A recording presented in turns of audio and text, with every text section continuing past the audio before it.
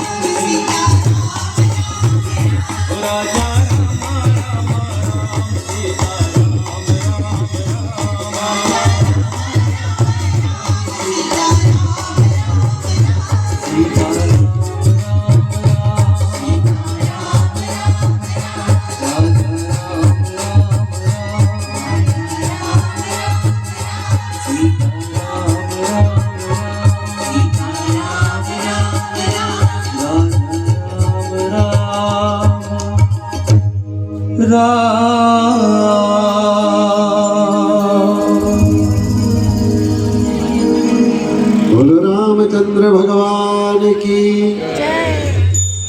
જ્યારે ભગવત સ્મરણ થતું હોય, રામ નામ થતું હોય, હાથને થોડું કષ્ટ આપવું,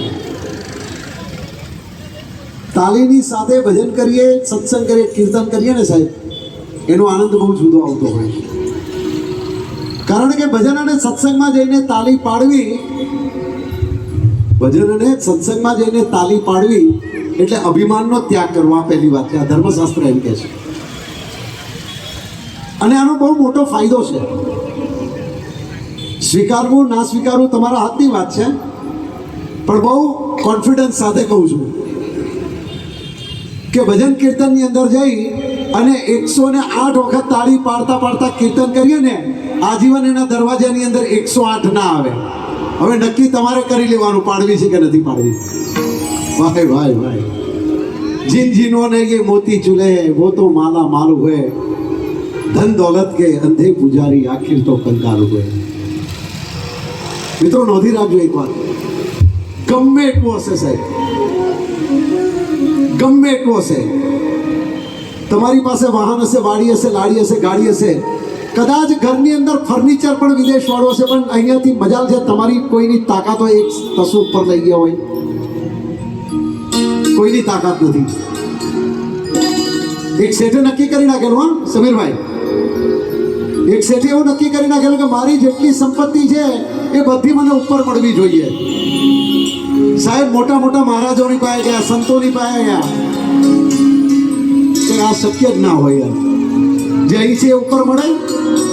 પણ એક ધર્માચાર્ય જે ધર્મનિષ્ઠ કહેવાય એની પાસે જઈને કીધું કે આ થઈ શકે ને, કેમ ના થાય। જેટલું અહીંયા છે એટલું બધું તને ઉપર મળે એની ગેરંટી. તો કે કેવી રીતે? તો કે તું અમેરિકા ગયો છે? તો કે હા ગયો છું ને. કે તો અમેરિકામાં ઇન્ડિયાનું નાણું ચાલે? તો કે ના ચાલે. તો તું એને ડોલરમાં કન્વર્ટ કરે ને. એમ જો તારે ઉપર એ કરવું હોય ને તો તારું ધર્માદાની પેટી ખુલ્લી મૂકી દે. જેટલું અહીં કરીશ ને એનાથી અને ઘણું તને ઉપર મળવાનું છે. આ વિશ્વાસની વાત છે સાહેબ. અને શ્રદ્ધાનો હો જો વિષય તો પુરાવાની કોઈ જરૂર નથી. શ્રદ્ધાનો હો જો વિષય તો પુરાવાની કોઈ જરૂર નથી. ગીતા, કુરાન કે બાઇબલમાં ક્યાંય પરમાત્મા કે પૈગંબરની સહી નથી. એને અંતરથી માનવો પડે, હૃદયથી સ્વીકારવો પડે અને નાભીમાંથી પોકારવો પડે. અને ત્યારે પછી એ રામ હોય કે મારો કૃષ્ણ હોય, હૃદયની અંદર આવીને ક્યારે ઊભો થઈ જાય ને એની ખબર ના પડે. એક વખત ફરી જોરદાર બોલ રામચંદ્ર ભગવાન કી. ભાઈ ભાઈ